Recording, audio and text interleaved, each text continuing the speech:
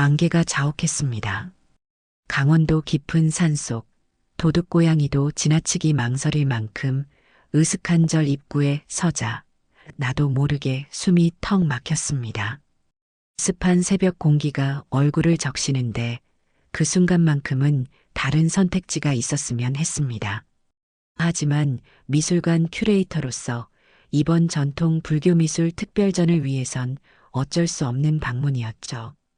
누군가의 발자국 소리는 들리지 않았습니다.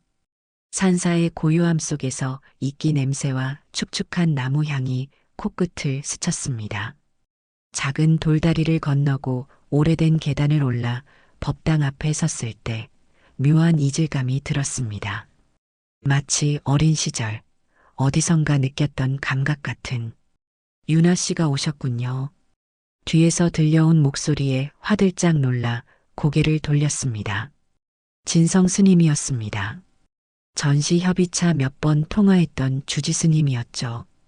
미간 사이 잔주름이 깊게 패인 그의 얼굴은 생각보다 젊어 보였습니다. 네, 안녕하세요. 갑자기 이렇게 찾아뵈서 죄송합니다. 아닙니다. 자, 이쪽으로 오시죠. 차라도 한잔하면서 이야기 나눕시다. 스님을 따라 법당 옆 작은 방으로 들어섰습니다. 벽에는 절의 역사를 담은 낡은 사진들이 걸려 있었습니다. 그 사진들을 흘깃거리며 자리에 앉았죠. 스님은 조용히 차를 우리기 시작했습니다. 멀리서 오셨는데 길은 어렵지 않으셨습니까? 네, 괜찮았어요. GPS가 있으니까요. 대화는 형식적이었습니다. 내 시선은 벽에 걸린 사진들을 쫓고 있었죠. 그때였습니다.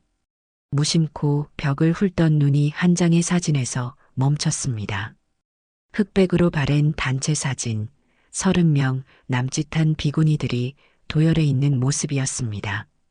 하지만 내 눈은 한 사람에게 고정되었습니다. 두 번째 줄 왼쪽에서 세 번째. 가슴이 쿵 내려앉았습니다. 손끝이 차갑게 식는 것이 느껴졌고 귓가에선 이명이 울렸습니다. 그 얼굴은 분명했습니다. 시간이 지났어도 까맣게 깎은 머리카락과 승복이 낯설어도 그 눈매와 입술은 틀림없었습니다. 혹시 말이 목구멍에 걸려 잘 나오지 않았습니다. 손가락으로 사진 속 얼굴을 가리켰습니다. 진성 스님은 내 손짓을 따라가더니 표정이 미세하게 굳어졌습니다. 이분은 누구신가요? 스님은 한참을 침묵했습니다. 작은 숨을 들이마시고는 천천히 입을 열었습니다. 수련 스님이십니다.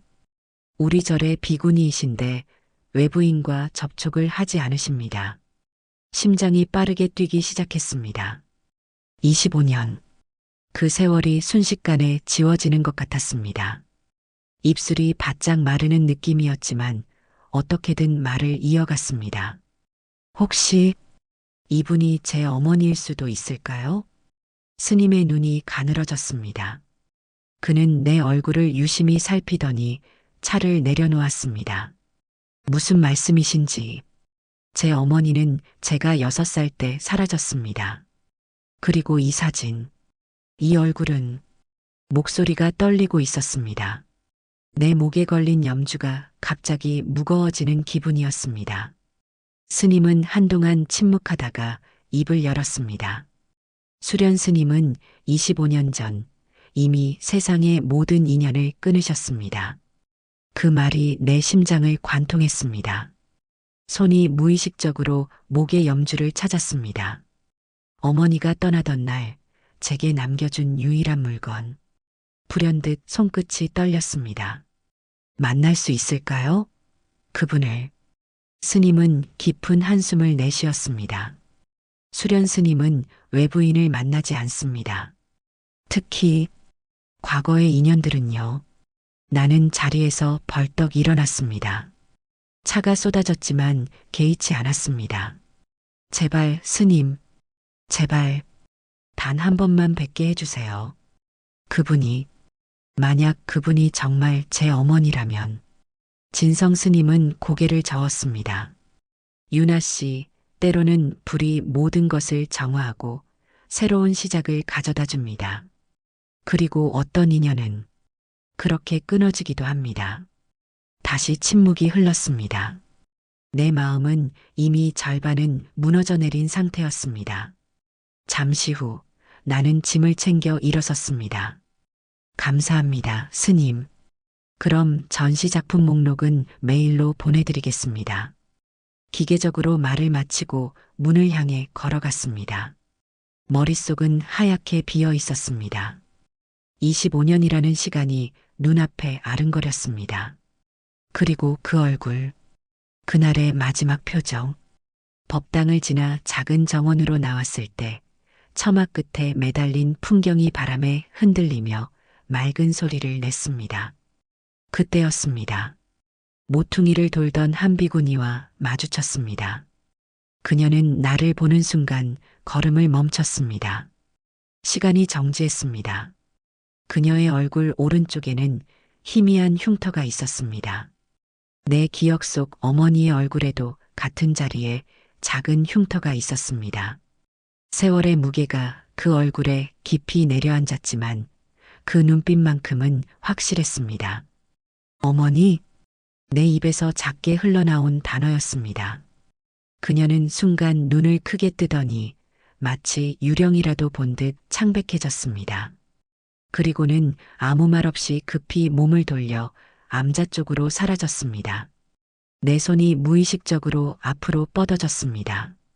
입에서는 아무 소리도 나오지 않았습니다.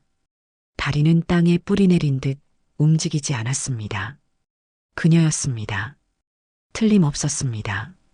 내 어머니. 그날로 나는 절 근처 마을의 작은 여관방을 빌렸습니다. 낡은 방 창문으로 보이는 먼 산 위에 절의 기와 지붕이 희미하게 보였습니다. 침대에 앉아 떨리는 손으로 목에 걸린 염주를 어루만졌습니다. 기다릴 겁니다, 어머니. 이번엔 제가 찾아왔으니까요. 여관 창문을 두드리는 빗소리가 밤새 잠을 설치게 했습니다. 새벽녘에야 겨우 잠이 들었지만 꿈속에서도 그녀의 얼굴이 아른거렸습니다. 어제 마주친 비구니, 제 어머니라고 확신했던 그 얼굴. 아침이 되어 눈을 떴을 때 창문 밖으로 연기처럼 피어오르는 안개가 보였습니다. 산속 마을의 새벽은 서울보다 더 깊고 차가웠습니다. 떨리는 손으로 휴대폰을 집어들었습니다. 세 통의 부재중 전화, 미술관 관장님이었습니다. 답장은 나중으로 미루고 침대에서 일어났습니다. 오늘은 꼭 만나야 해. 거울 앞에 서서 목에 걸린 염주를 매만졌습니다. 창백한 얼굴, 잠 못 이룬 눈가의 그림자. 하지만 눈빛만은 그 어느 때보다 단단했습니다. 여관 아래층 식당에는 이미 몇몇 손님들이 아침을 먹고 있었습니다.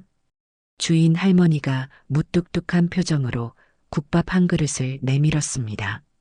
숟가락을 든 손끝이 떨려 국물이 흘렀습니다. 아가씨, 여기 관광하러 왔어? 할머니의 갑작스러운 물음에 고개를 들었습니다. 아, 네. 뭐 비슷해요. 어제 연화사에 갔다 왔다며? 산길이 험한데 혼자 다니기 조심해. 할머니의 말에 숟가락질을 멈췄습니다. 네. 근데 어떻게 하셨어요? 할머니는 작게 코웃음을 쳤습니다. 이 동네가 얼마나 작은데. 행자 녀석이 아침 일찍 와서 얘기하더라고. 도시에서 온 예쁜 아가씨가 절에 왔다고. 할머니, 혹시 절에 계신 수련 스님에 대해 아시는 거 있으세요? 할머니는 잠시 멈칫하더니 눈썹을 찌푸렸습니다. 그 스님은 말이 없어. 25년째 거의 말을 않는다더라. 25년이요? 그래. 내가 알기론 그때 와서 줄곧 있었어. 사람들하고는 거의 어울리지 않아. 혼자 암자에만 있지. 25년. 그 숫자가 또다시 가슴을 찔렀습니다. 내가 어머니를 마지막으로 본 그 시간과 정확히 일치했습니다. 그런데 왜 물어? 수련 스님이랑 무슨 관계라도 있어? 질문을 회피하며 국밥을 급하게 들이켰습니다. 할머니는 더 캐묻지 않고 부엌으로 돌아갔습니다. 식사를 마치고 여관을 나서자마자 다시 절로 향했습니다. 어제와 달리 비가 내려 길은 질척거렸습니다. 우산 아래 쭈그리고 산길을 올라가는데 물기를 머금은 풀냄새가 코끝을 스쳤습니다. 어린 시절 어머니와 함께 공원에 갔던 날의 냄새와 닮아 있었습니다. 절 입구에 도착했을 때 진성 스님이 마치 기다렸다는 듯 문 앞에 서 있었습니다. 오실 줄 알았습니다. 스님의 목소리는 어제보다 더 무거웠습니다. 그의 눈가에는 피곤함이 서려 있었습니다. 스님, 제가 어제 본 그분, 정말 제 어머니가 맞다면 꼭 한 번만 뵙게 해주세요. 스님은 오래도록 깊은 숨을 쉬었습니다. 그리고는 천천히 고개를 저었습니다. 수련 스님께서 만남을 거부하셨습니다. 심장이 내려앉는 기분이었습니다. 눈가가 뜨거워지는 것을 참으며 입술을 깨물었습니다. 왜요? 왜 거부하시는 거죠? 목소리가 흔들렸습니다. 스님은 아마도 수백 번은 했을 법한 동작으로 천천히 염주알을 굴리며 말했습니다. 인연의 끝을 스스로 정한 분입니다. 그분께는 그 선택을 존중해 드리는 것이 최선일 수 있습니다. 비가 빗소리가 처마를 두드리는 소리 외에는 침묵만이 흘렀습니다. 나는 주먹을 꽉 쥐었다 폈다를 반복했습니다. 포기할 수 없었습니다. 25년을 기다려온 진실을, 내 인생의 가장 큰 구멍을 메울 유일한 기회를. 스님, 저는 돌아갈 수 없어요.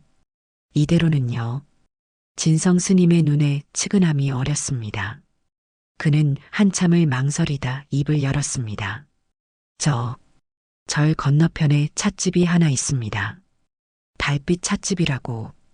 혹시 시간이 되신다면 그곳의 주인 미영 씨를 만나보는 건 어떨까 싶습니다. 뜻밖의 제안에 눈을 깜빡였습니다. 찻집 주인이요? 네. 미영 씨는 이 동네에서 가장 오래 살았고 절에 대해서도 많이 압니다. 스님은 더 이상 말을 잇지 않았습니다. 하지만 그의 눈빛에서 뭔가 더 있다는 느낌을 받았습니다. 그는 공식적으로 도울 수 없지만 다른 방법을 제시하는 것 같았습니다. 고맙습니다. 절을 나와 비 내리는 길을 따라 내려왔습니다.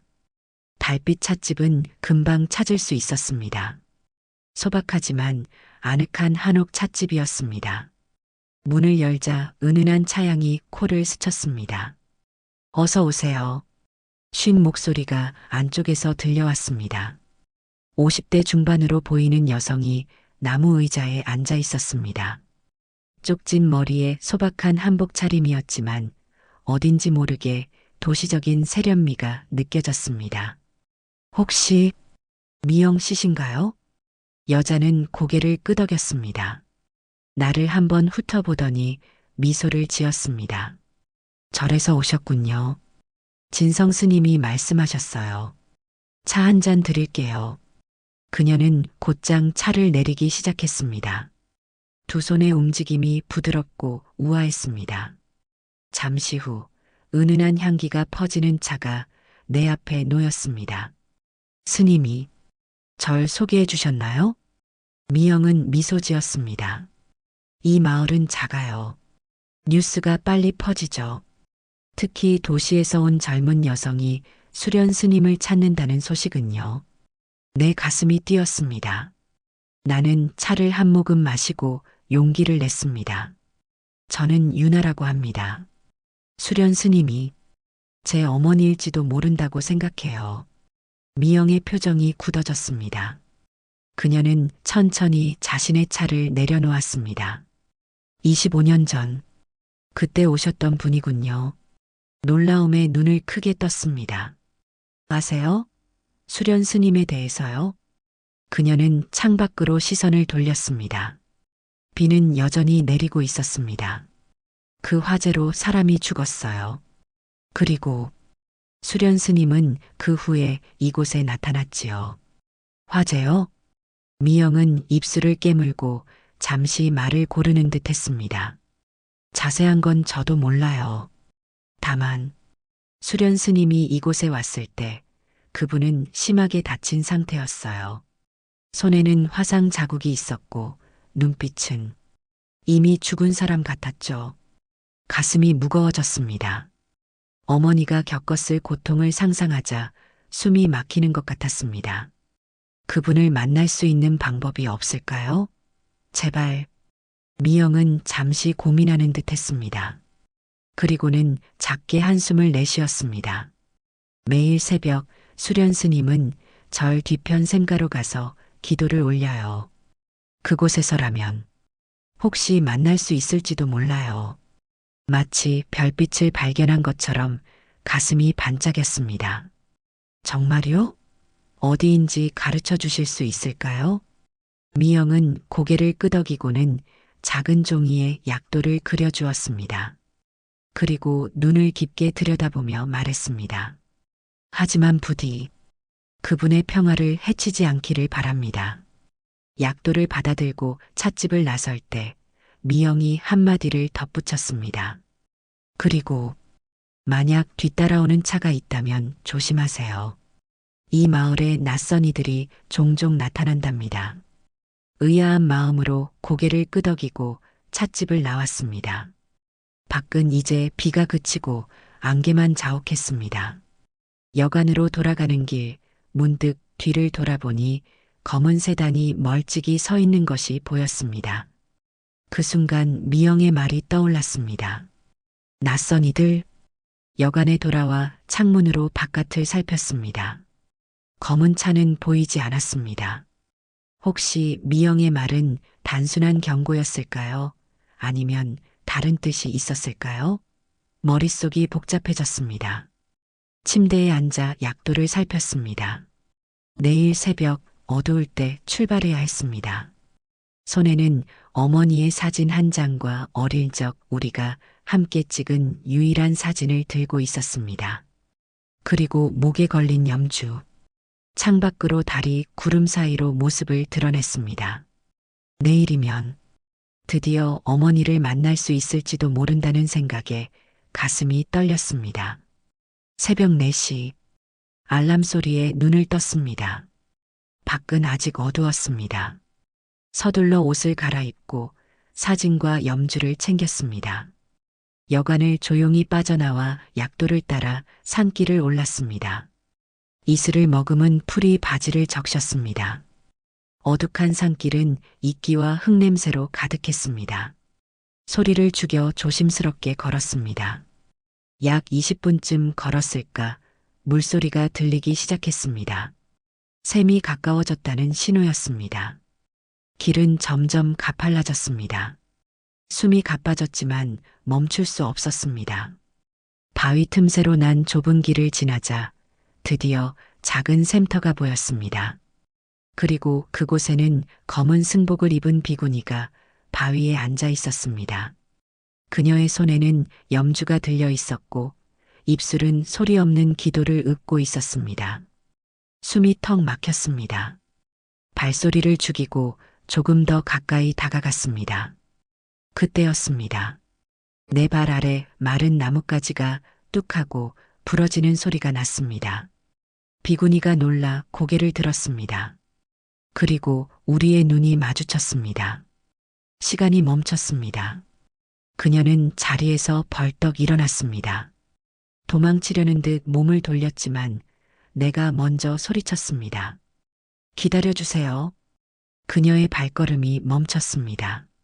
하지만 등을 돌린 채 서 있었습니다. 제발 저를 봐주세요. 스님, 아니 어머니. 그녀의 어깨가 미세하게 떨리는 것이 보였습니다. 나는 조심스럽게 한 걸음 더 다가섰습니다. 25년 전 저를 두고 가셨죠. 왜인지 그 이유만이라도 알고 싶습니다. 그녀는 여전히 등을 돌린 채였습니다. 그러나 이제 그녀의 손이 주먹을 꽉 쥐고 있는 것이 보였습니다. 제발 한마디만이라도. 내 목소리가 흔들렸습니다.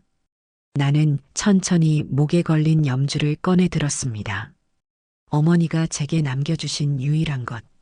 제가 매일매일 간직했던 거예요. 그제서야 그녀가 천천히 몸을 돌렸습니다. 창백한 얼굴, 25년의 세월이 깊게 패인 주름, 그리고 오른쪽 얼굴에 희미한 흉터. 그 눈동자는 내 기억 속 어머니의 눈과 다름없었습니다. 나는 염주를 앞으로 내밀었습니다.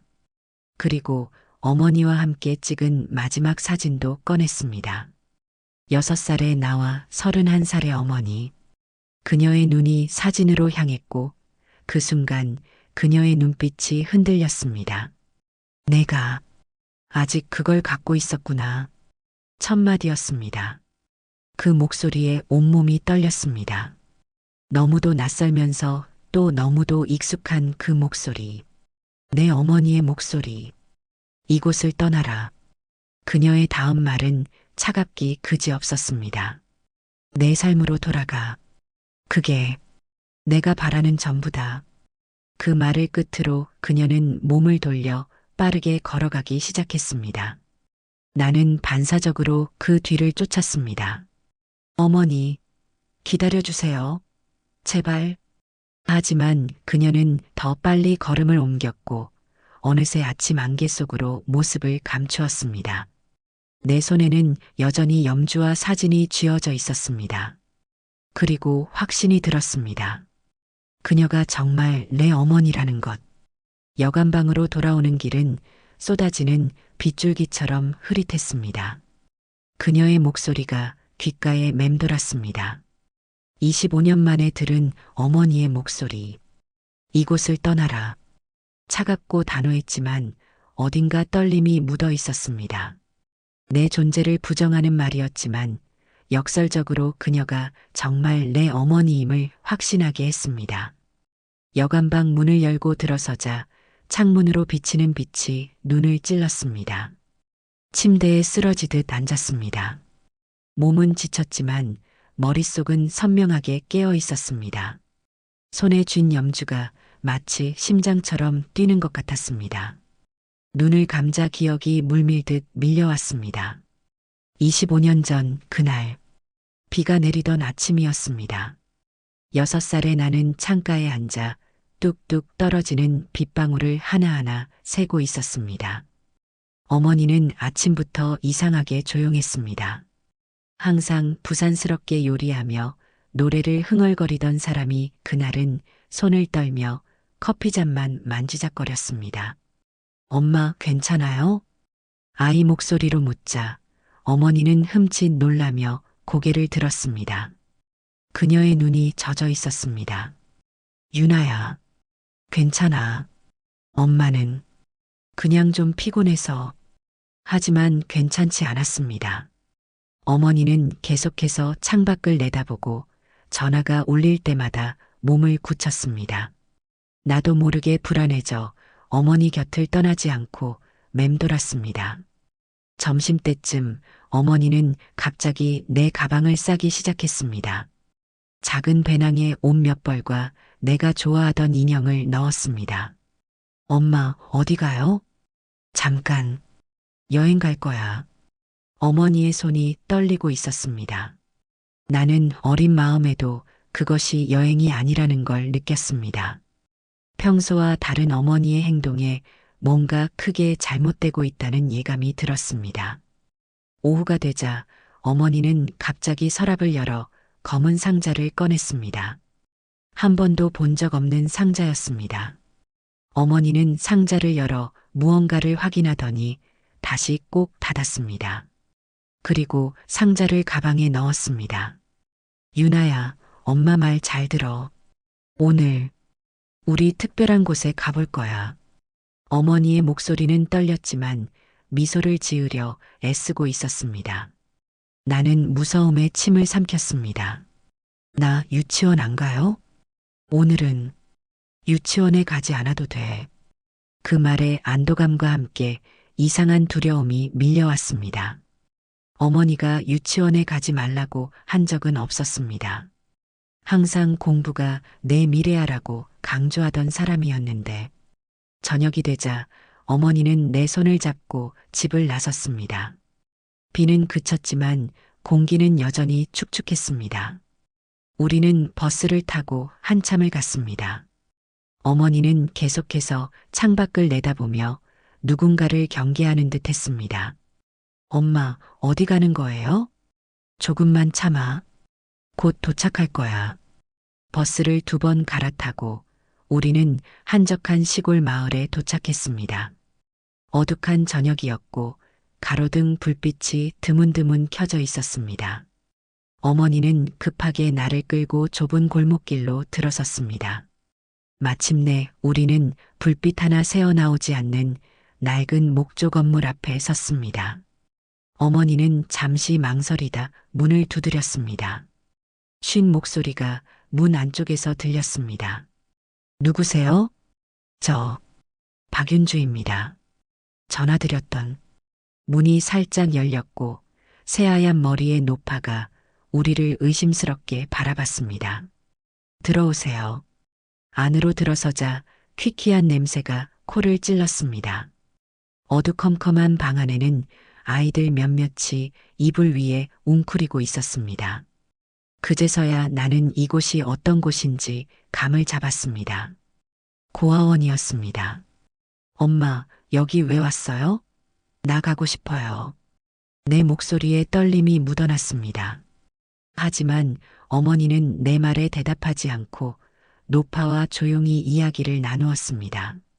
그리고 가방에서 봉투를 꺼내 건넸습니다. 얼마 후 어머니는 내 앞에 무릎을 꿇고 앉았습니다. 눈가에 눈물이 맺혀 있었습니다. 유나야, 엄마가 잘못한 거야. 하지만 내가 엄마를 기억하지 않았으면 좋겠어. 심장이 덜컥 내려앉았습니다. 어린 마음에도 무슨 뜻인지 깨달았습니다. 어머니가 나를 떠난다는 것을. 엄마, 싫어요. 가지 마세요. 나는 어머니의 옷자락을 붙잡고 울었습니다.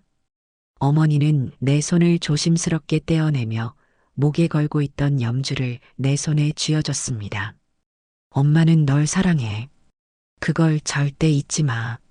하지만 말을 끝내지 못한 채 어머니는 벌떡 일어나 문으로 향했습니다.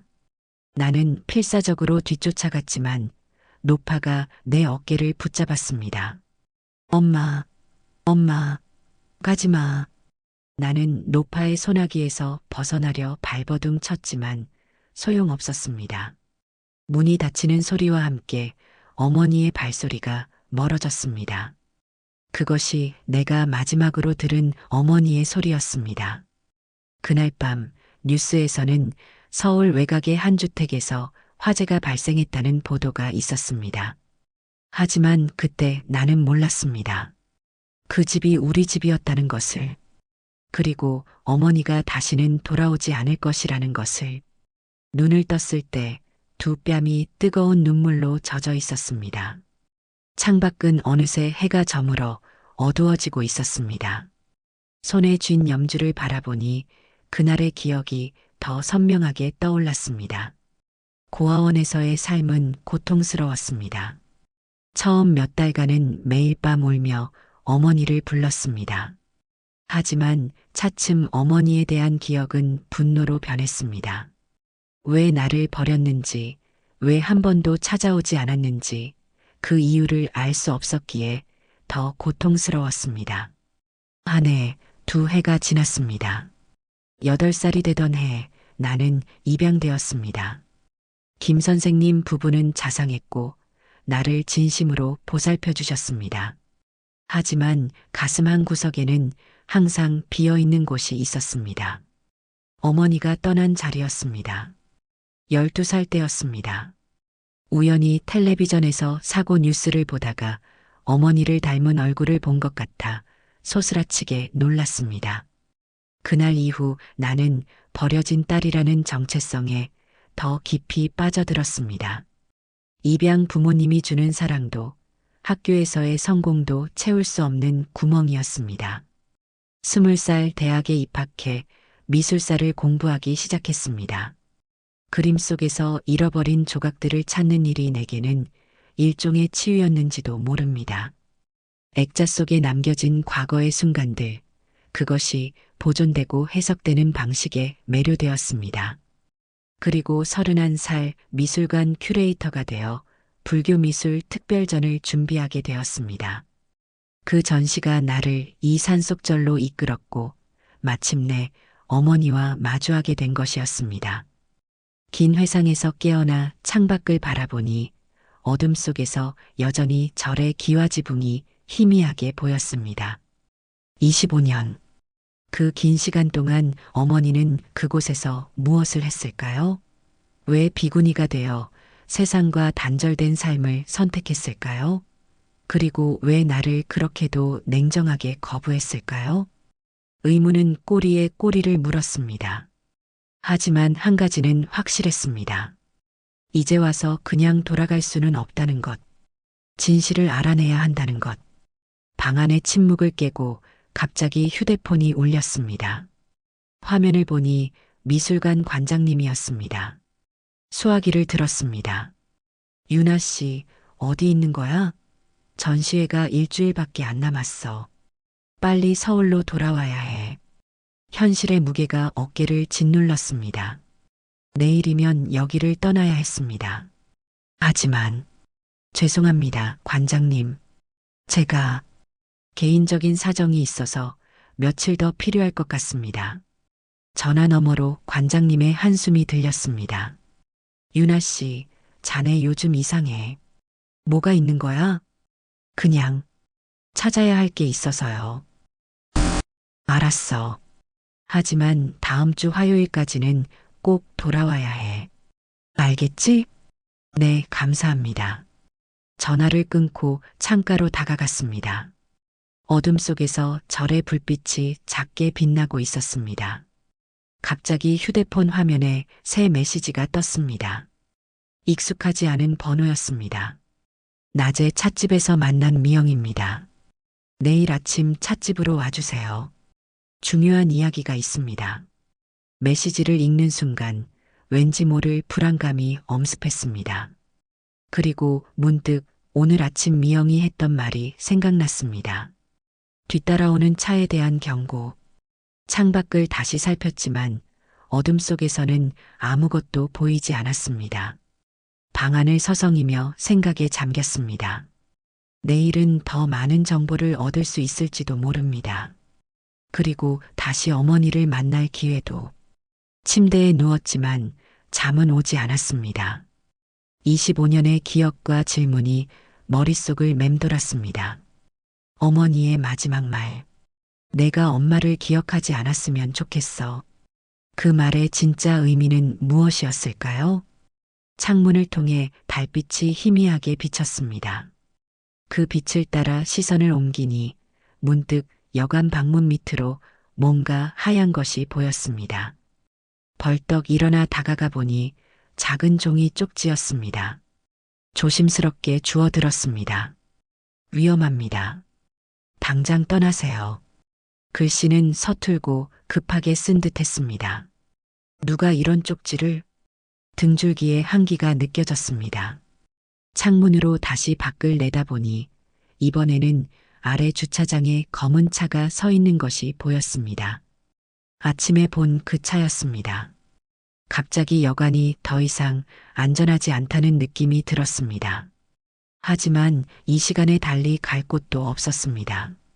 조용히 문을 걸어 잠그고 혹시 모를 사태에 대비해 짐을 챙겼습니다.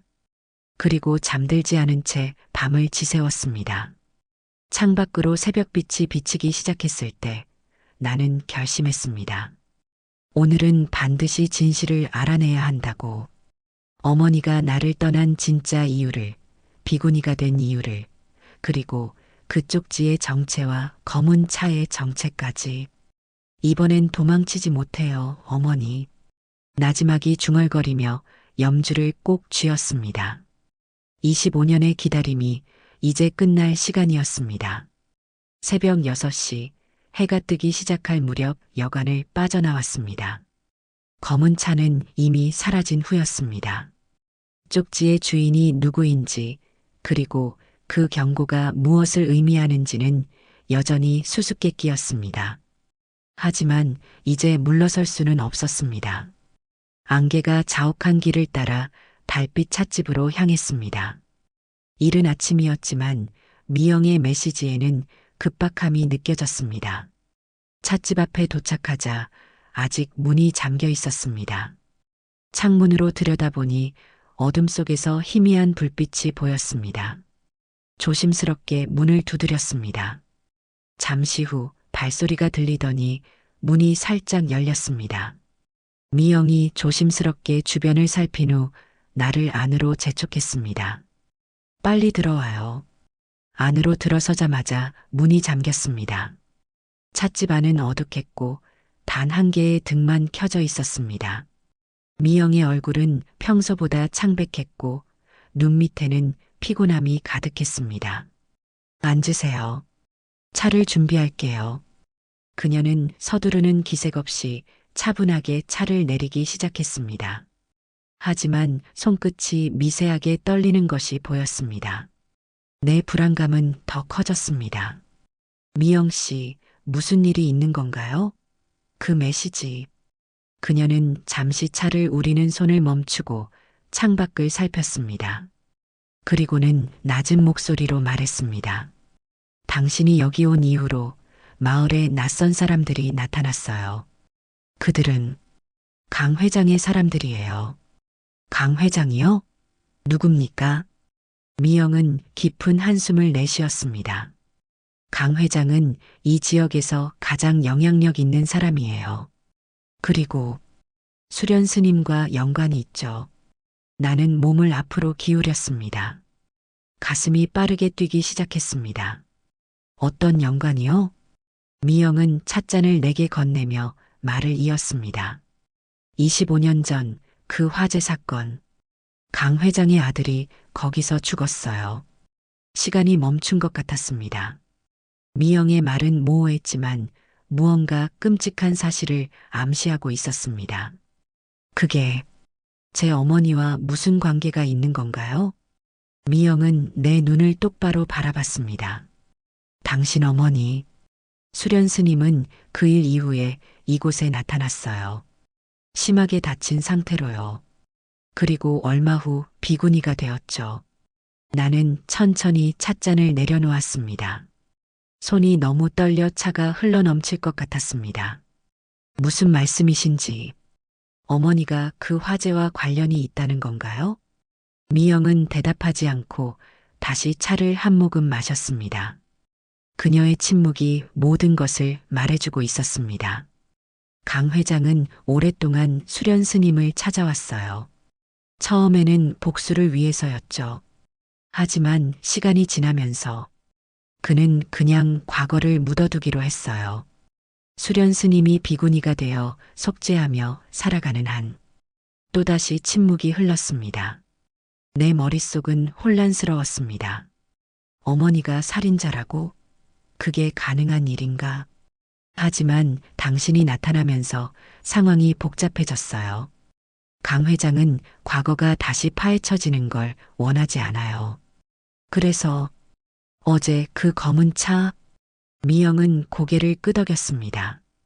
당신을 감시하고 있어요.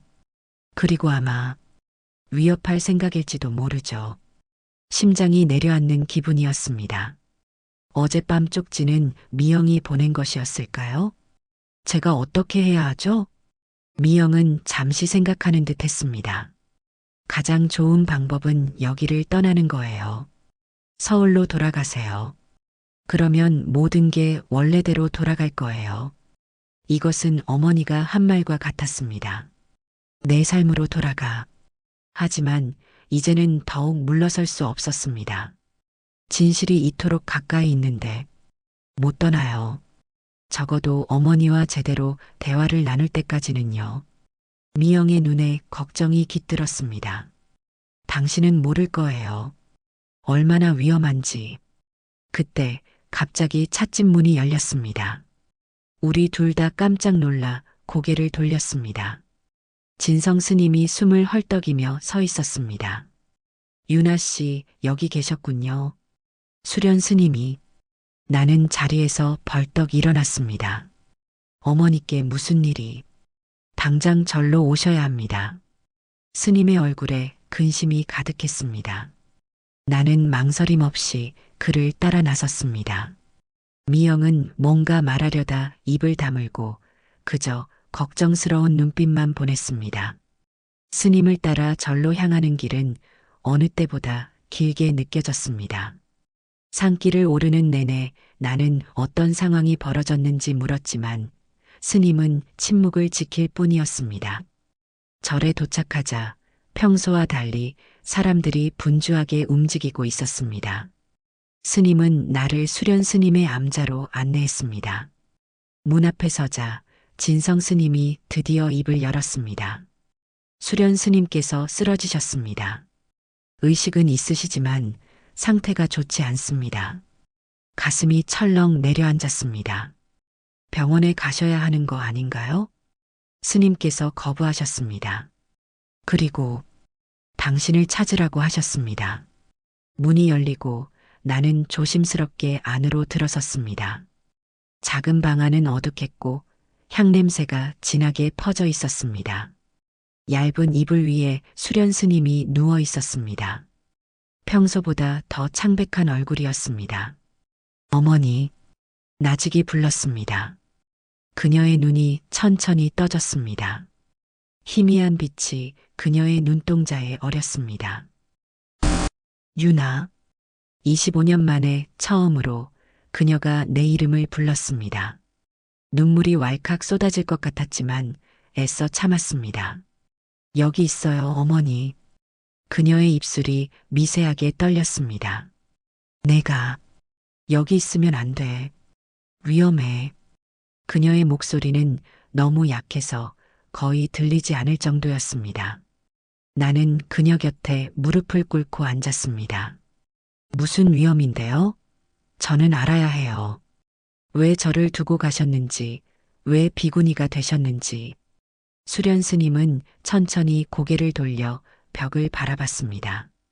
그리고는 작은 목소리로 말했습니다. 내가 사람을 죽였다. 그 말에 온몸에 한기가 느껴졌습니다. 미영의 말이 사실이었습니다.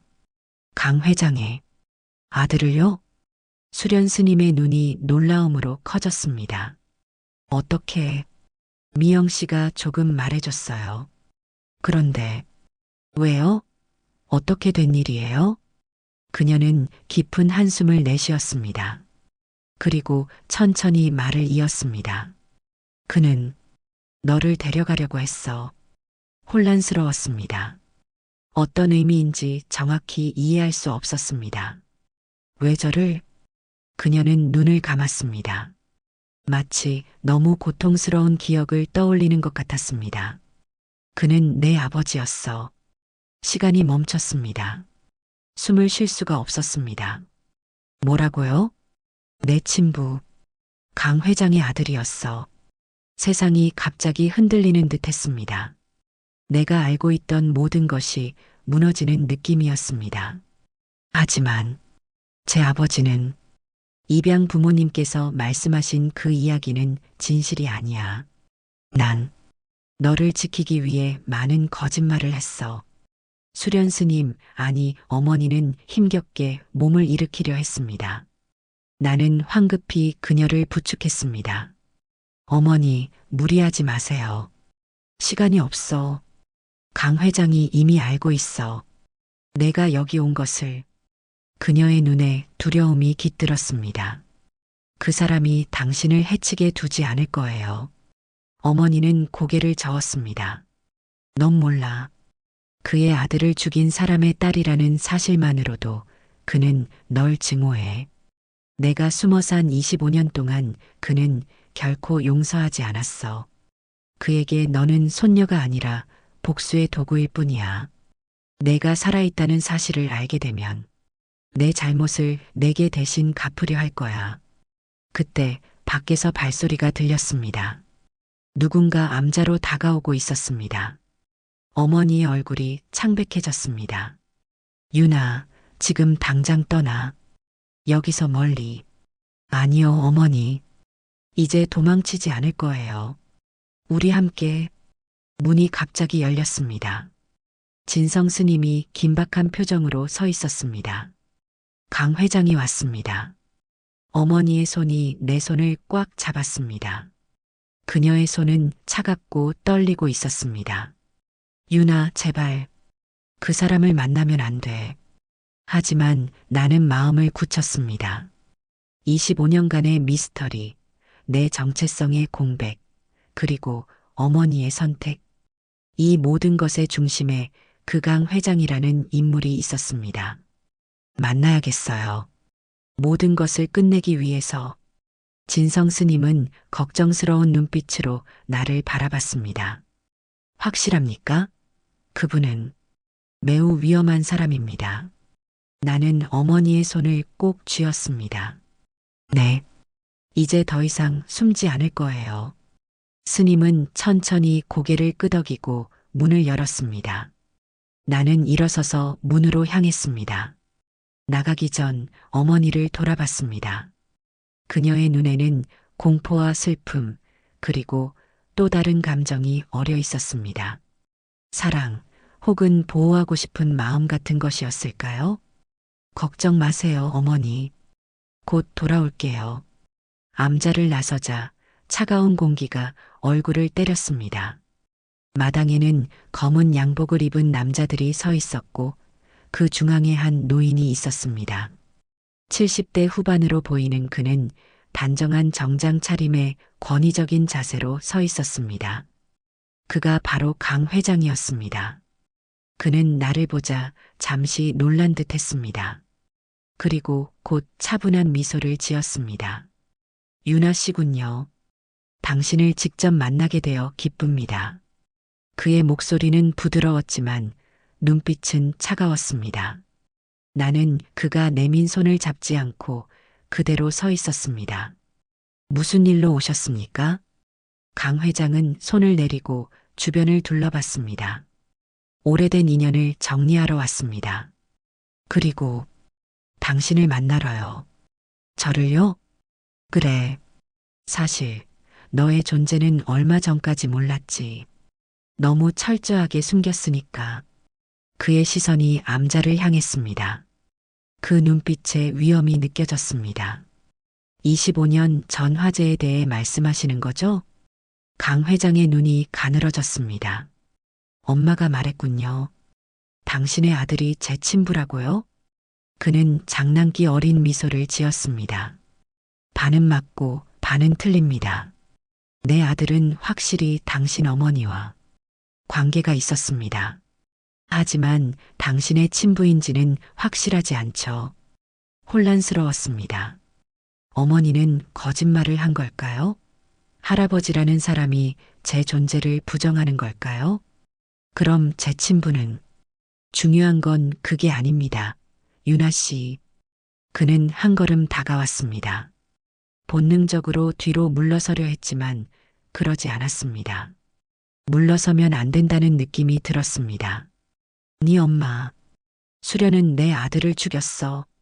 그리고 25년 동안 숨어 살았지. 비구니가 되어 속죄한다며. 그의 목소리에 차츰 분노가 섞여 들어왔습니다. 그게 정말이라면 왜 지금까지 어머니를 내버려 두셨나요? 복수할 수도 있었을 텐데요.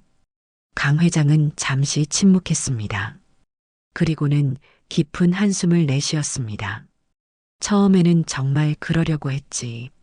하지만 세월이 지나면서 이해하게 되기도 하더군. 내 아들이 어떤 사람이었는지를. 의외의 대답이었습니다. 그는 계속 말을 이었습니다. 내 아들은 문제가 많았지. 폭력적이고 통제할 수 없었거든. 수련이 그를 죽인 것은 아마도 자신을 지키기 위해서였을 거야. 그의 눈에 슬픔이 깃들었습니다. 마치 오래된 상처를 다시 들여다보는 듯 했습니다. 그래서 난 그냥 그녀를 내버려 두기로 했지. 비구니로 살면서 고통받게. 그것이 가장 적절한 벌이라고 생각했으니까. 그런데 왜 저를 위협하는 건가요? 왜 감시하고? 강 회장은 씁쓸하게 웃었습니다. 위협이라. 그건 경고야, 유나 씨. 당신이 파헤치려는 과거는 아무에게도 좋을 게 없어요. 당신 어머니에게도, 당신에게도, 그리고 나에게도. 그는 한 걸음 더 다가왔습니다. 이제 우리는 서로 얼굴을 마주할 만큼 가까웠습니다. 당신이 지금 여기서 떠나면 모든 일은 그대로 묻힙니다. 당신은 평범한 삶으로 돌아가고 수련은 계속 비구니로 살아갈 수 있어요. 하지만 당신이 계속 파고들면 그의 시선이 얼음장같이 차갑게 변했습니다. 과거의 모든 것이 드러날 겁니다. 그리고 그건 아무에게도 행복을 가져다 주지 않을 거예요. 그것은 분명한 위협이었습니다. 하지만 이제 와서 물러설 수는 없었습니다. 전 알아야 합니다. 모든 진실을. 그리고 어머니와 함께 있을 겁니다. 강 회장의 눈이 가늘어졌습니다. 그는 오랫동안 나를 바라봤습니다. 마치 내면을 들여다보려는 듯 했습니다. 그리고는 천천히 고개를 끄덕였습니다. 네 선택이지. 하지만 경고했다. 그 결과는 너가 감당해야 할 거야. 나는 아직도 내 아들의 죽음을 견딜 수 없으니까.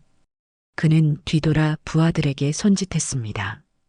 그들은 함께 절을 나섰습니다. 그들이 사라진 후에도 어딘가 불길한 기운이 남아있는 듯 했습니다. 나는 떨리는 다리로 다시 암자로 향했습니다. 문을 열자 진성 스님이 어머니 곁에 앉아 있었습니다. 어머니는 눈을 감고 있었지만 내가 들어서자 곧 떴습니다. 유나.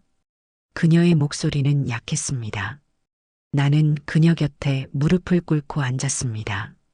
다 괜찮아요, 어머니. 이제 강 회장은 갔어요. 어머니의 눈에 공포가 어렸습니다. 그가 무슨 말을. 중요하지 않아요. 이제는 어머니가 직접 말해줘야 해요. 모든 진실을. 그날 무슨 일이 있었는지, 왜 저를 두고 가셨는지, 모든 것을. 어머니의 눈에서 눈물이 흘러내렸습니다. 그녀는 천천히 고개를 끄덕였습니다. 그래. 이제는 내가 알아야 할 때가 왔구나. 어머니는 진성 스님을 바라봤습니다. 스님은 조용히 일어나 방을 나갔습니다. 문이 닫히고 이제 우리 둘만 남았습니다. 깊은 숨을 들이마시고 25년 동안 묻어두었던 진실을 말하기 시작했습니다. 작은 암자방 안, 시간이 멈춘 듯 고요했습니다. 촛불 하나가 흔들리며 그림자를 드리웠습니다. 어머니는 힘겹게 몸을 일으켜 기대 앉았습니다. 그녀의 창백한 얼굴에 주름이 깊게 패여 있었습니다. 나는 그녀 곁에 앉아 그녀의 손을 만졌습니다. 모든 걸 알고 싶어요. 어머니는 깊은 숨을 들이마신 후 25년간 묻어두었던 이야기를 시작했습니다. 내가 26일 때였어. 대학에서 미술을 가르치고 있었지. 어느 날 한 학생이 내게 고백을 했어. 강민준, 강 회장의 아들이었어. 어머니의 목소리가 떨렸습니다. 처음엔 거절했어. 그는 내 학생이었고 5살이나 어렸으니까. 하지만 그는 매우 집요했어. 어머니는 말을 잠시 멈추고 창밖을 바라봤습니다. 그러던 어느 날 그가 내 아파트 앞에 나타났어. 술에 취해 있었고 난 두려웠어. 그가 떠나길 바라며 문을 열어줬는데 어머니의 손이 떨렸습니다. 그날 밤 그는 나를 강제로. 말을 잇지 못하고 어머니는 고개를 숙였습니다. 내 심장이 얼어붙는 것 같았습니다. 그 이후로 내 인생은 완전히 바뀌었어. 몇 주 후 임신 사실을 알게 되었지. 너였어, 유나. 충격으로 말을 잇지 못했습니다. 내 출생의 진실은 이렇게 잔인한 것이었습니다. 왜 경찰에 신고하지 않으셨어요? 했어. 하지만 강 회장은 이미 그때도 영향력 있는 사람이었지. 증거가 없다며 사건은 흐지부지 끝났어. 오히려 내가 그를 유혹했다는 소문이 퍼졌고, 하지만 난 결심했어. 너를 지키기로. 세상이 너를 어떻게 볼지 상관없이 넌 내 아이였으니까. 임신 사실을 숨긴 채 졸업했고 먼 도시로 이사했어. 그렇게 너를 낳고 키웠지. 처음 몇 년은 어려웠지만 우리는 행복했어. 그녀의 목소리가 부드러워졌습니다. 내 어린 시절의 희미한 기억들이 떠올랐습니다.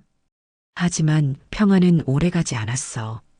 내가 5살 때 강 회장의 아들이 다시 나타났어. 어떻게 우리를 찾았는지. 어느 날 갑자기 내 앞에 서 있었어. 그는 내가 자신의 아이라는 것을 알았다고 했어. 자신의 이름을 물려줄 상속자가 필요하다며 너를 데려가겠다고 했어. 어머니의 눈에 공포가 어렸습니다. 그때 넌 겨우 5살이었어. 어린아이를 그 엄마에게서 떼어놓는다는 게 얼마나 잔인한 일인지 그는 이해하지 못했어. 그저 자신의 소유물처럼 데려가겠다고 했지. 내가 거절하자 법적으로 친자 관계만 증명하면 양육권을 가질 수 있다며 협박했어. 그가 나를 강제로 그런 일을 겪게 한 뒤에도 아이를 달라니. 그건 정상적인 요구가 아니었어. 어머니의 손이 떨렸습니다. 그는 내 동의 따위는 필요 없다고 했어. 그의 권력과 재력으로 얼마든지 너를 가져갈 수 있다고. 그리고 내가 방해된다면 나를 없애버릴 거라고 위협했어. 난 거절했어. 그러자 협박했어. 자신의 힘을 이용해 법적으로 너를 빼앗을 거라고. 그가 너의 생부라는 걸 증명하면 가능할 거라고. 그날 밤 그는 술에 취해 우리 집에 다시 찾아왔어. 흥분해서 소리를 지르고 내가 방해된다면 나를 없애버릴 거라고 했어. 너는 방에서 자고 있었지. 내가 깨어날까봐 두려웠어. 그리고 일이 벌어졌어. 그가 나를 밀치자 넘어지면서 머리를 부딪혔어. 정신이 혼미해지는 중에도 그가 내 방으로 향하는 걸 봤어. 난 공포에 질렸지. 어머니의 눈에서 눈물이 흘러내렸습니다. 마지막 힘을 다해 일어나 그를 막으려 했어. 그 과정에서 부엌 칼이 그의 가슴에 박혔어. 나는 숨을 들이마셨습니다. 이제 모든 것이 맞아떨어졌습니다. 난 패닉 상태였어. 그가 쓰러졌고 피가 온 바닥에 퍼졌어. 그 순간 떠오른 건 너였어. 그가 죽었다는 사실이 알려지면 너에게 어떤 일이 벌어질지. 어머니의 눈빛이 흔들렸습니다. 너를 보호하기 위해 모든 흔적을 지워야 했어. 서둘러 널 깨워 옷을 입히고 작은 배낭에 꼭 필요한 것들만 챙겼지.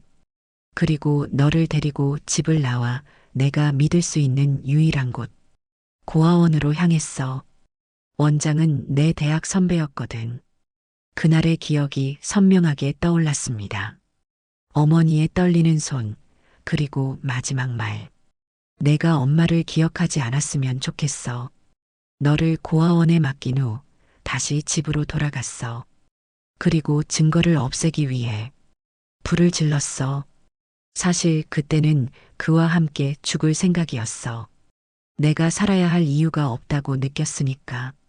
하지만 불길 속에서 문득 내 얼굴이 떠올랐어. 그 생각에 살고 싶어졌어.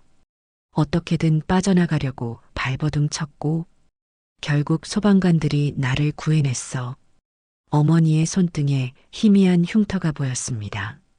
화상의 흔적이었습니다. 그날 밤 화재 현장에서 강 회장의 아들의 시신이 발견됐어. 불에 완전히 타버려 정확한 신원 확인이 어려웠지. 경찰은 나를 살인 및 방화 혐의의 주요 용의자로 보고 있었어.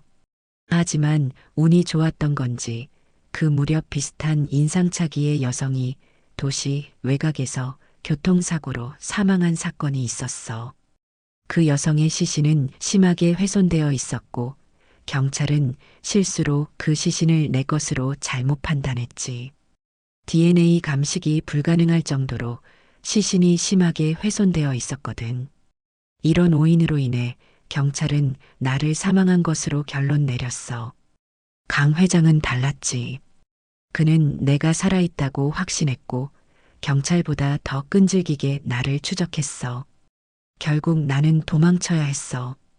병원에서 빠져나와 완전히 모습을 바꾸고 그의 추적을 피해 이절에 도착했지. 진성 스님이 나를 받아주셨어. 아무것도 묻지 않고. 그리고 나는 이곳에서 새로운 삶을 시작했어. 수련이라는 이름으로. 하지만 왜 저를 다시 찾지 않으셨어요? 어머니의 눈에 깊은 슬픔이 어렸습니다. 매일 그러고 싶었어. 하지만 너에게 다가간다면 강 회장이 너를 찾아낼 거라고 생각했어. 그가 내 아이를 해치지 않을까 두려웠어. 그리고 내가 알게 되면 내 삶도 파괴될 거라고 생각했어. 내 아버지가 누구인지, 내 어머니가 어떤 사람인지, 그 진실이 너를 불행하게 만들까봐. 어머니는 벽장 쪽으로 손을 뻗어 작은 나무 상자를 꺼내 내게 건넸습니다. 상자를 열자 안에는 수백 개의 작은 염주들이 가득했습니다. 각각의 염주알마다 내 이름이 정성스럽게 새겨져 있었습니다. 25년 동안 매일 하나씩 만들었어. 내 이름을 새기며 기도했지. 염주의 수를 세면서 내가 몇 살이 되었을지 생각했어. 초등학교에 들어갔을 때, 중학교, 고등학교, 그리고 성인이 되어 자신의 길을 걷고 있을 너를 상상했지. 갑자기 밖에서 요란한 소리가 들렸습니다. 문을 두드리는 진성 스님의 다급한 목소리가 들렸습니다. 수련 스님, 유나 씨, 절에 불이 났습니다. 빨리 나가셔야 합니다. 어머니의 얼굴에 공포가 스쳤습니다. 강 회장, 그가 결국 어머니는 힘겹게 자리에서 일어났습니다. 밖으로 나오자 검은 연기가 하늘을 뒤덮고 있었습니다. 법당 쪽에서 불길이 치솟고 있었습니다. 25년 전 그날, 내 아들은 너무 어렸어. 첫째이자 유일한 아들. 내가 평생 바라던 아이였지. 강 회장의 목소리는 갑자기 부드러워졌습니다. 그의 눈에 고인 눈물은 격렬한 분노보다 더 깊은 슬픔을 말하고 있었죠. 그 아이는 내 모든 꿈이었어. 내가 평생 힘들게 일궈온 모든 것을 물려줄 아이였지. 대학 졸업하고 곧 회사에 들어올 참이었는데 그의 말투는 점점 떨리기 시작했습니다. 난 아들 하나밖에 없었어. 그 아이만이 내 전부였어. 그런데 내 때문에 내 아들은 세상에서 사라졌어. 이제 너도 같은 고통을 느껴봐. 내가 겪었던 그 불길처럼. 갑자기 암자 뒤쪽에서 폭발 소리가 들렸고 불꽃이 하늘로 치솟았습니다. 어머니는 나를 바라봤습니다. 그녀의 눈에는 결연함이 서려 있었습니다. 유나, 내가 살아야 해. 내가 25년 전에 못했던 일을. 이번에는 제대로 할게. 어머니는 내 손을 놓고 강 회장을 향해 걸어갔습니다. 그래요. 당신 말대로 해요. 하지만 내 딸은 보내줘요. 그건 당신과 나 사이의 일이니까. 강 회장의 눈빛이 광기로 번들거렸습니다. 유나? 오, 그 아이야말로 내 복수의 가장 완벽한 대상이지. 내가 내 아들을 앗아갔듯이 내가 가장 소중히 여기는 것도 앗아가겠어. 그 아이의 손에 피를 묻히면 너는 영원히 괴로워할 거야. 어머니가 절규했습니다. 아무리 제가 미워도 손녀예요. 어머니는 다급히 나를 돌아봤습니다. 유나가 어서 진성 스님이 널 안전한 곳으로 데려갈 거야. 아니요. 어머니 같이 가요. 제발. 넌 살아야 해, 유나.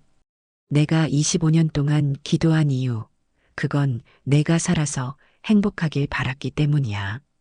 어머니는 내게 마지막으로 미소 지었습니다. 그리고 염주가 담긴 상자를 내게 건넸습니다. 이걸 가져가. 내 마음, 내 기도가 담겨 있으니까. 어머니, 제발. 가, 유나. 이번엔 내가 널 제대로 지킬게. 어머니는 재빨리 강 회장을 붙잡았습니다. 그의 팔을 힘껏 잡아채며 강 회장을 불길과 반대되는 방향으로 끌고 갔습니다. 마치 그를 다른 곳으로 유인하는 듯한 모습이었죠.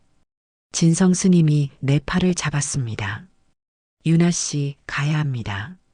눈물로 흐릿한 시야 너머로 어머니가 강 회장을 강제로 끌고 가는 모습이 보였습니다. 그들의 실루엣은 불길 사이로 사라지는 듯 했습니다.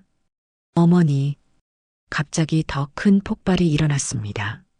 충격파에 밀려나는 뒤로 넘어졌고 진성 스님이 나를 지키려 몸을 날렸습니다. 눈앞이 하얗게 번쩍였습니다.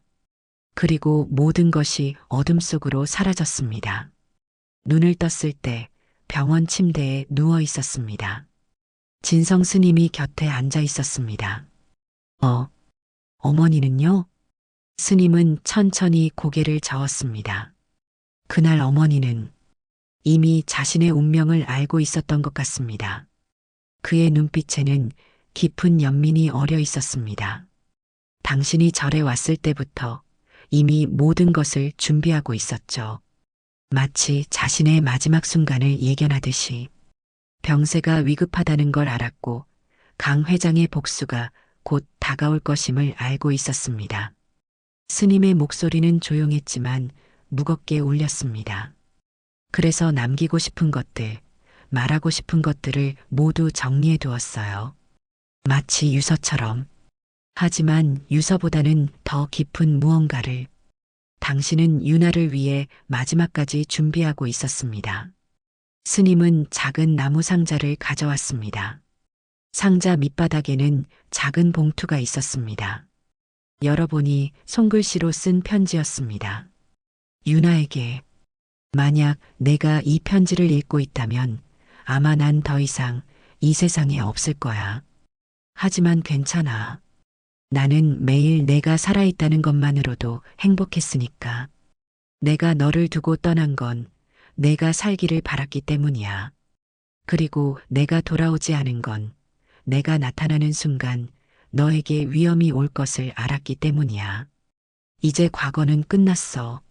내가 새로운 삶을 시작하길 바라. 내가 못다한 삶을 내가 마음껏 살아주길. 그리고 기억해. 넌 절대 버림받은 게 아니었어.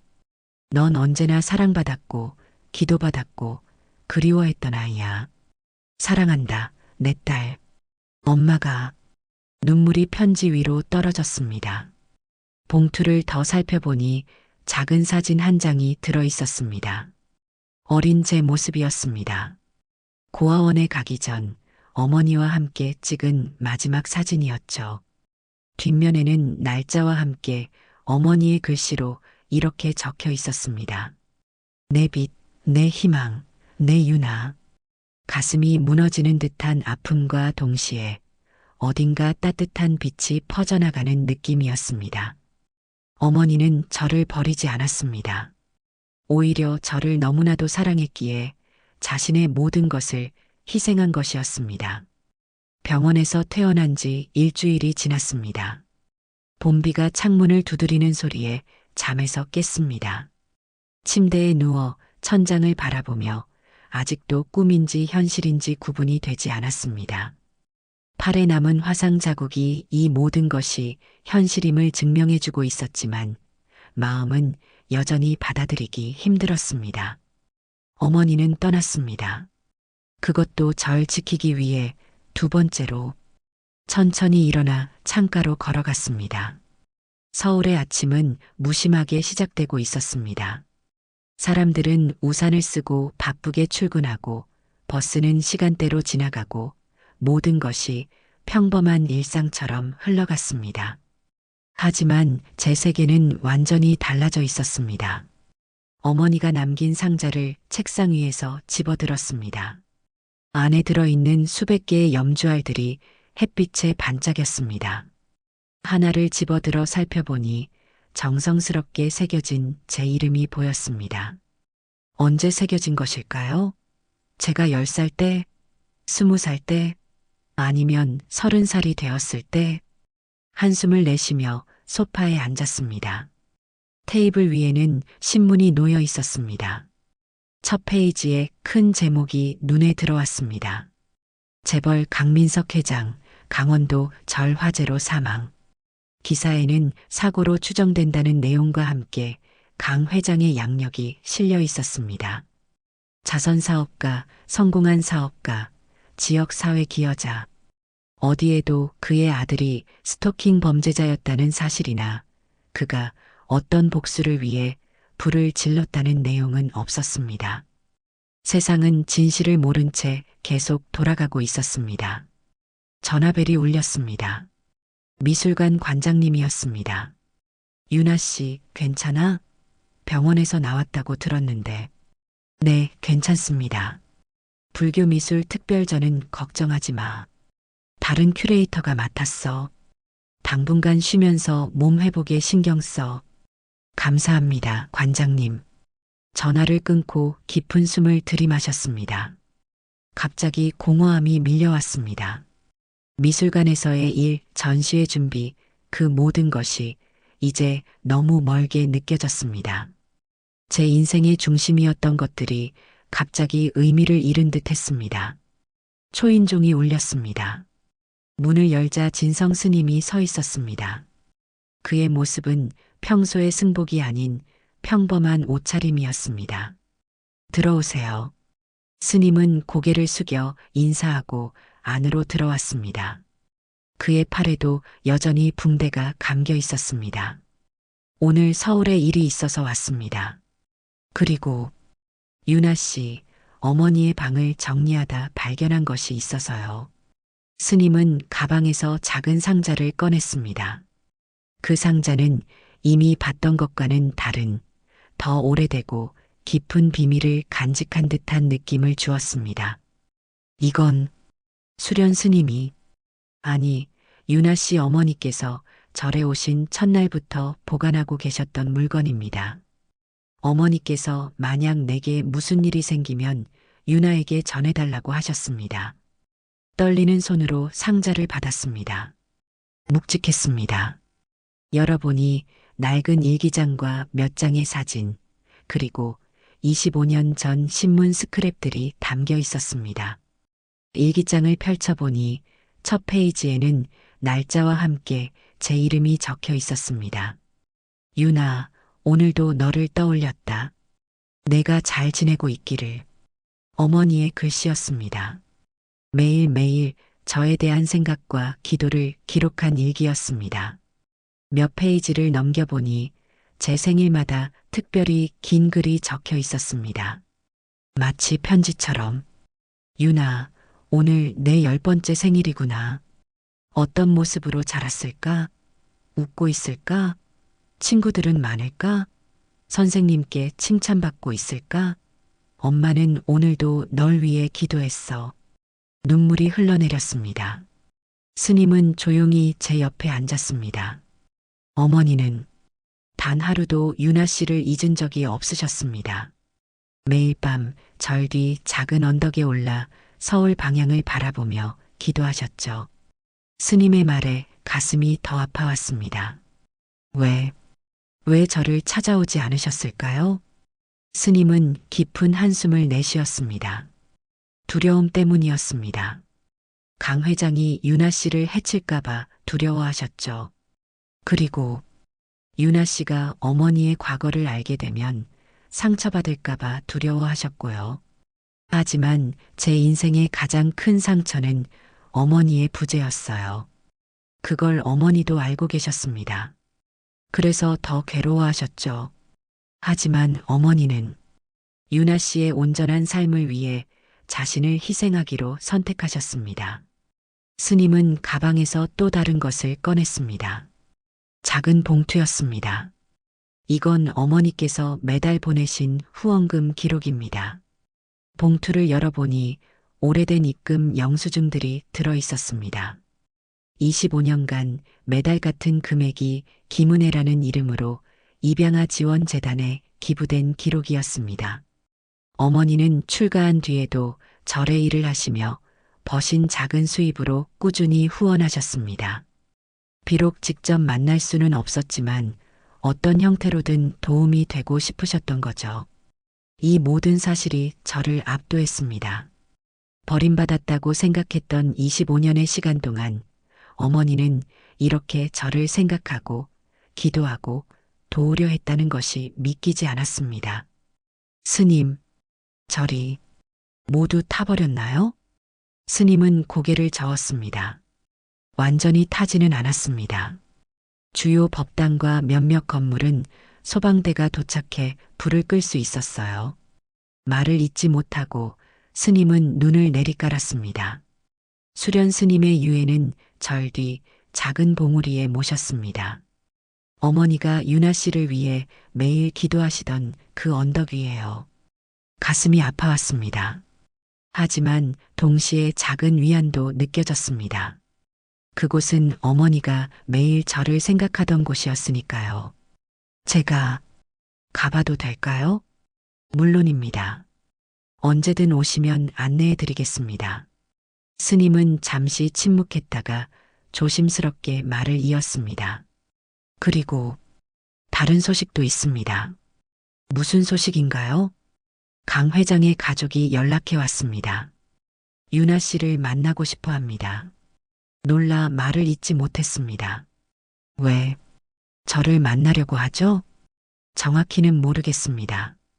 다만 그들도 진실을 알고 싶어 하는 것 같습니다. 마음이 복잡해졌습니다. 강 회장의 가족을 만나야 할까요?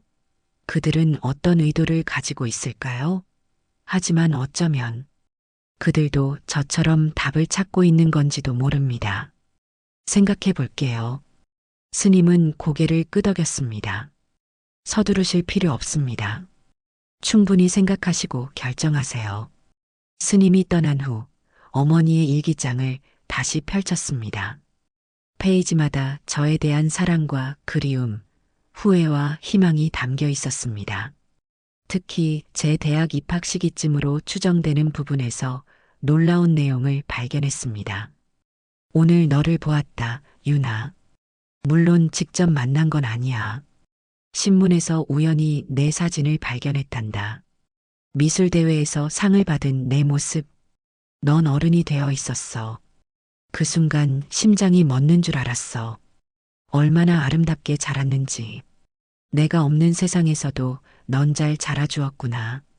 그 기사를 오려놓은 신문 스크랩도 함께 있었습니다. 제가 대학교 2학년 때 전국 미술 공모전에서 상을 받은 사진이었습니다. 제 이름과 얼굴이 선명했습니다. 내가 미술을 공부한다니 놀랐어. 나도 젊었을 때 그림을 그리길 좋아했거든.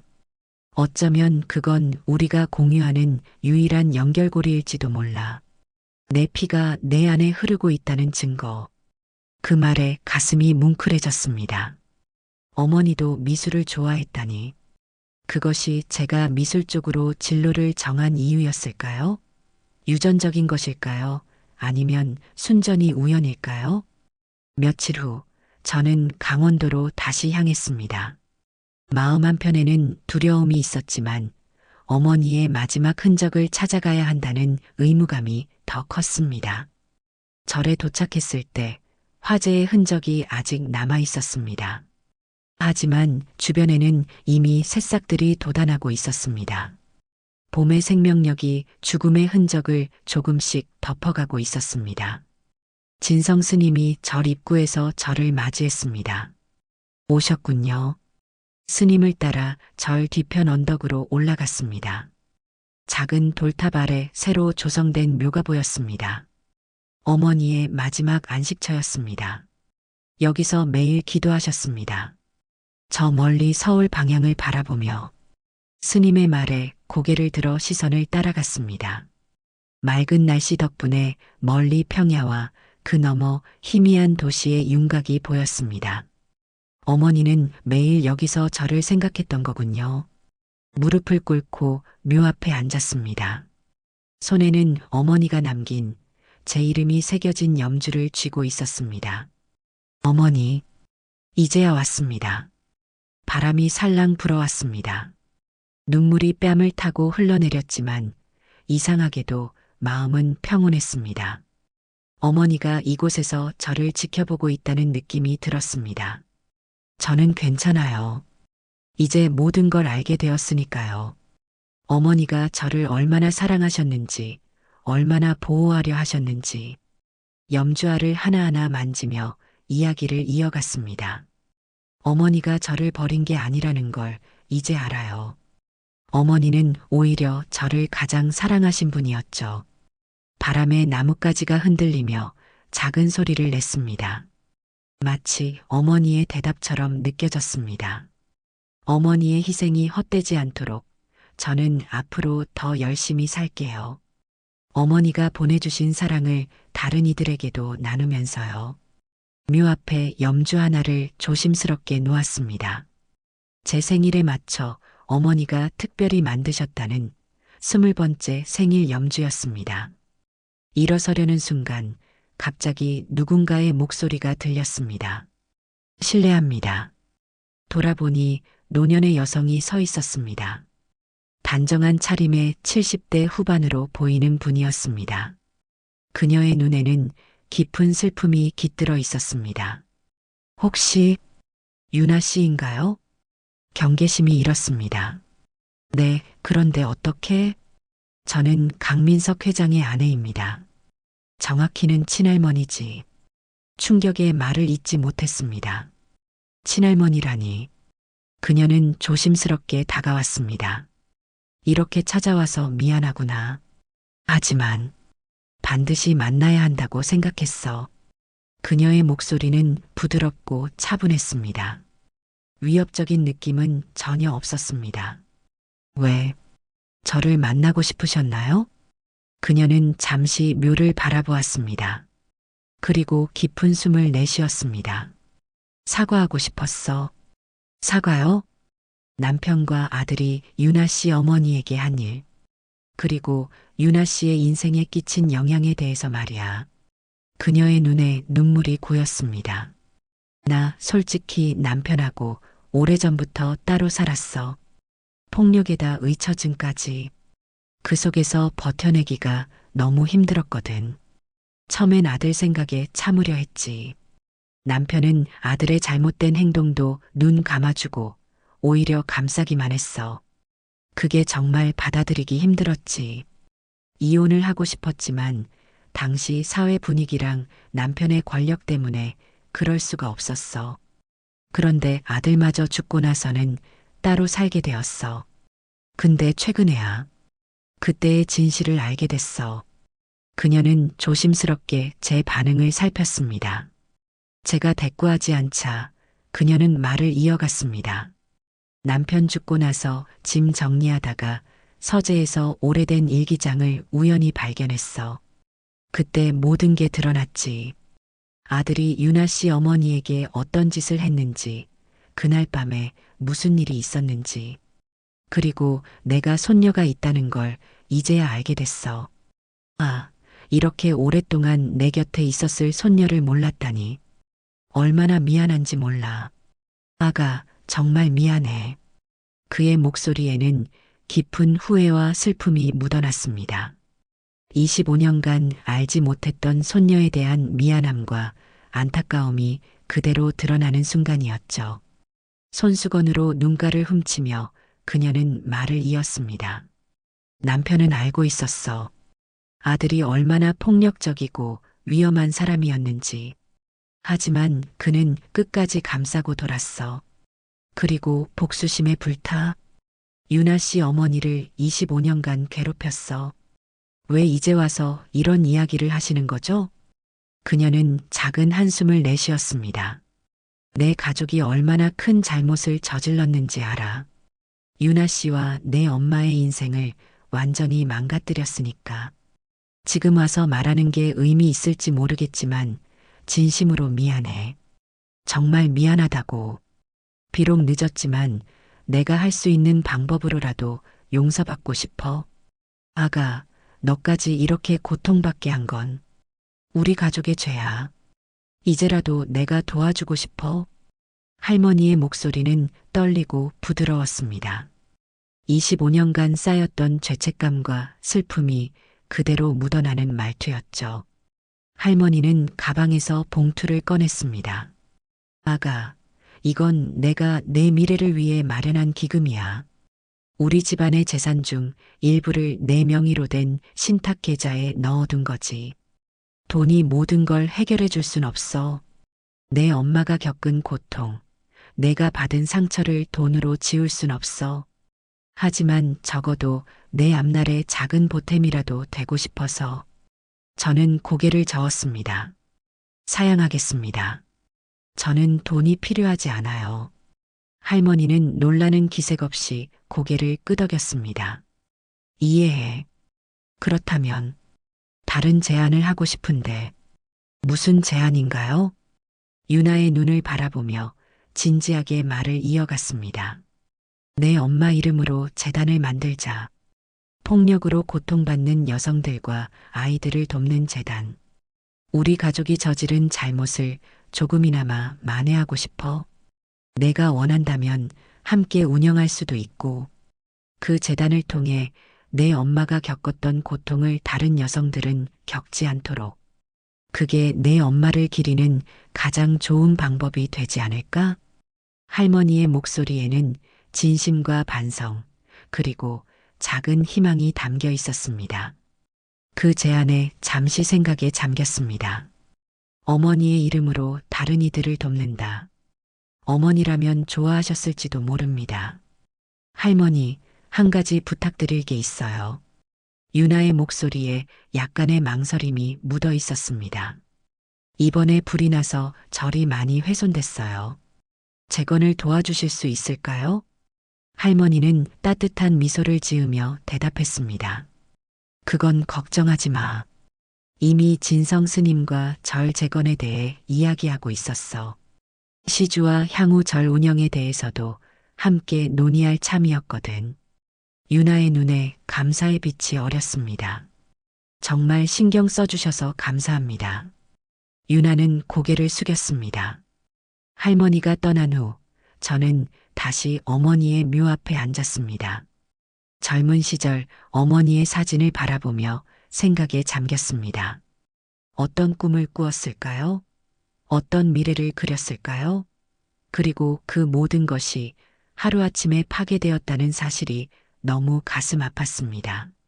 하지만 동시에 또 다른 감정이 피어났습니다. 감사함. 그 모든 어려움 속에서도 어머니는 저를 포기하지 않았다는 것. 물리적으로는 떨어져 있었지만 마음으로는 항상 저를 지켜보고 있었다는 것. 그 사실이 25년의 공백을 조금씩 채워나가고 있었습니다. 어머니, 이제 저는 괜찮아요. 어머니가 지켜주셨으니까요. 바람이 불어 나뭇잎들이 흔들리는 소리가 마치 어머니의 위로처럼 들렸습니다. 이제 저는 어머니가 바라셨던 대로 살아갈 준비가 되었습니다. 더 이상 버림받았다는 상처에 갇혀 있지 않고 사랑받았다는 진실을 안고 앞으로 나아갈 준비가. 어쩌면 강 회장의 아내가 제안한 재단도 좋은 시작점이 될 수 있을 것 같았습니다. 어머니의 이름으로 어머니처럼 고통받는 이들을 돕는 일. 그것이 어머니의 희생에 가장 적합한 응징이자 용서의 형태가 아닐까요? 돌아서는 길, 마지막으로 한 번 더 어머니의 묘를 바라봤습니다. 소나무가 서 있는 언덕 위, 서울을 향해 있는 그곳. 어머니가 매일 저를 생각하던 그곳에서 이제는 제가 어머니를 생각하게 될 것입니다.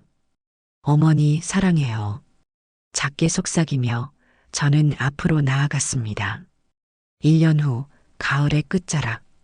연화사 입구에 서니 지난해와는 전혀 다른 풍경이 펼쳐졌습니다. 화재로 무너졌던 건물들은 복구되었고 새로 지어진 법당은 예전보다 더 평화로워 보였습니다.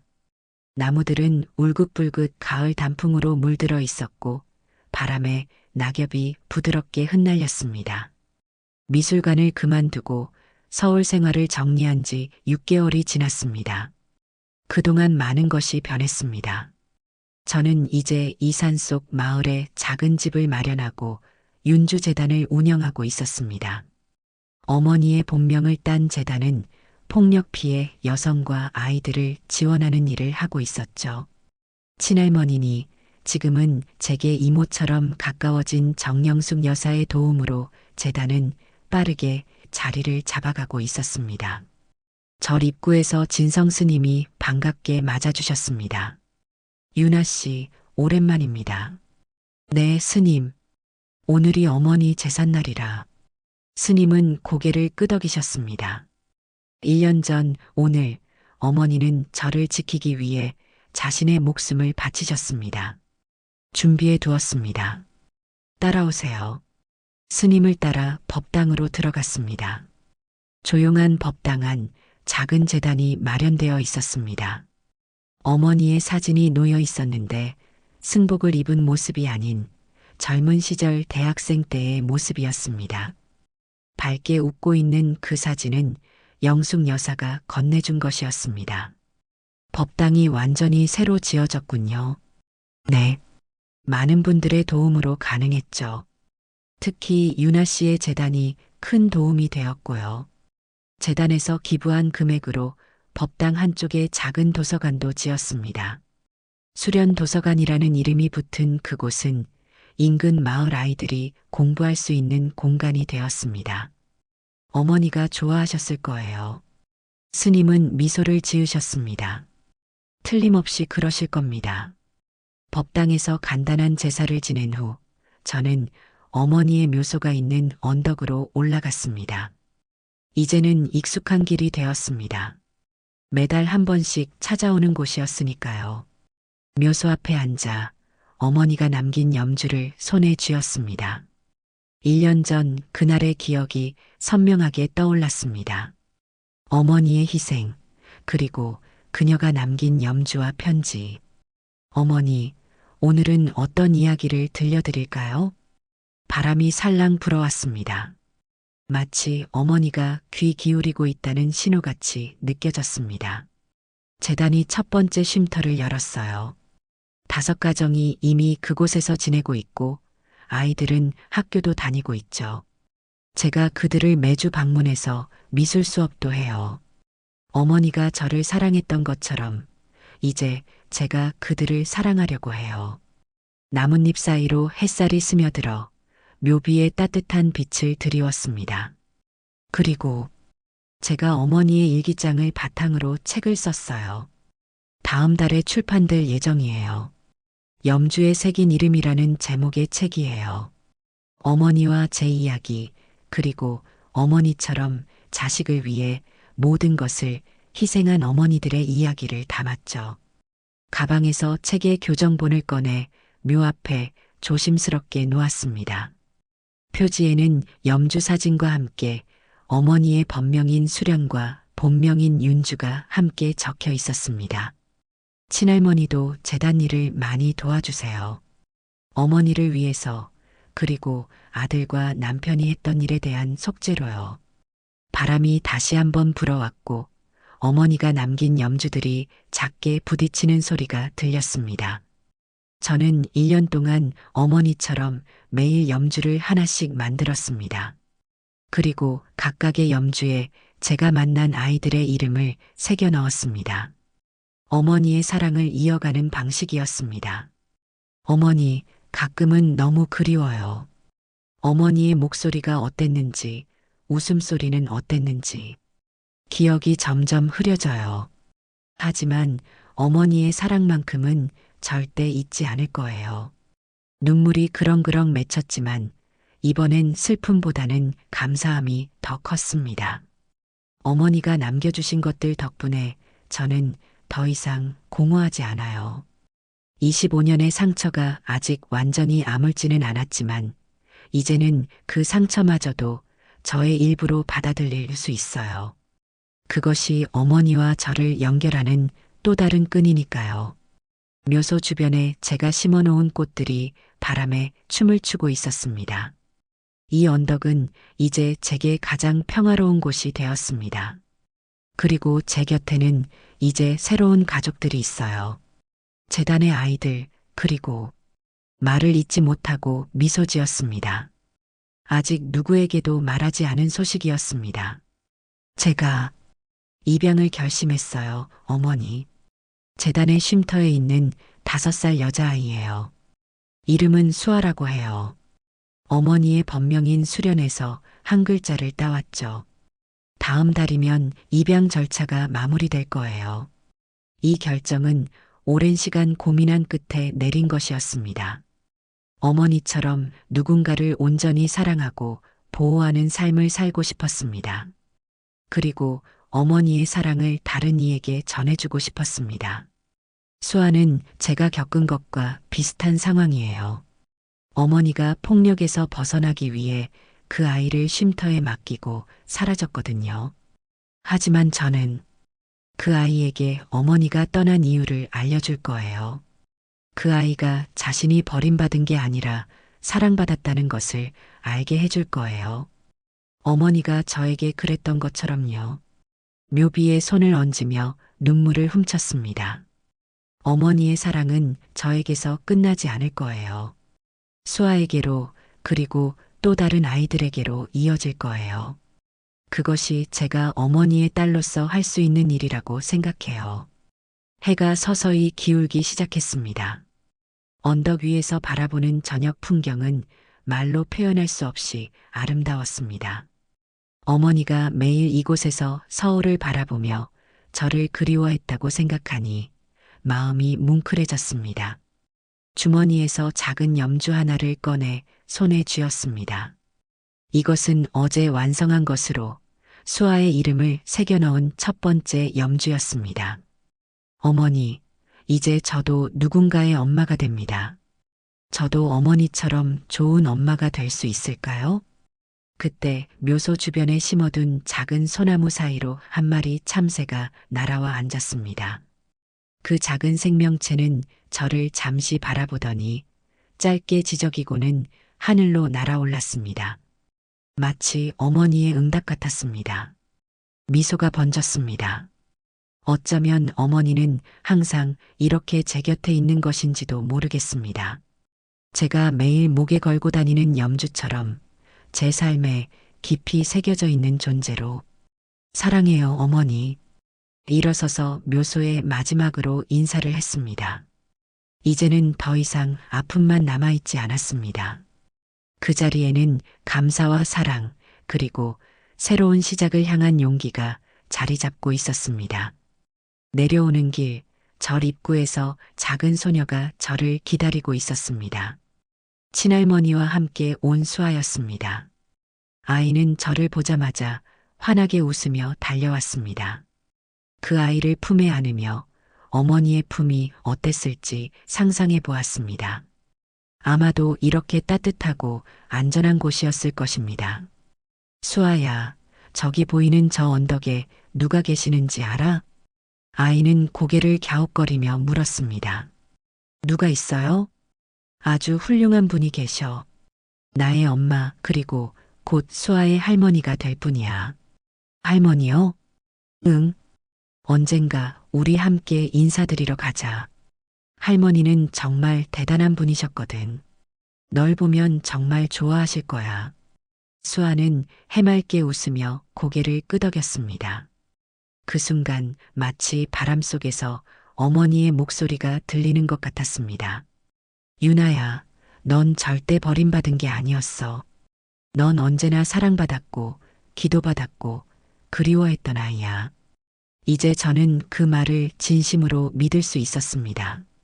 그리고 같은 말을 수아에게, 그리고 도움이 필요한 다른 모든 아이들에게 전해줄 것입니다.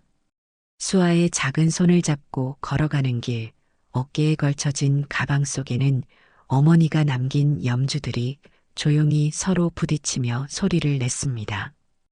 그 소리는 마치 어머니의 축복 같았습니다. 저는 이제 완전히 새로운 삶을 시작했습니다. 어머니의 사랑이 담긴 염주처럼 그 사랑을 다시 세상에 전하기로 말이죠. 그것이 어머니의 진정한 유산이었고 제가 이어갈 가장 소중한 것이었습니다. 어머니와 저, 그리고 이제 수아로 이어지는 사랑의 염주. 긴 기다림이 이제 새로운 시작으로 다시 태어났습니다. 오늘의 이야기 어떻게 보셨나요? 마음에 드셨다면 좋아요와 구독으로 응원해 주세요. 여러분의 따뜻한 댓글 하나하나가 더 좋은 이야기를 만드는 큰 힘이 됩니다.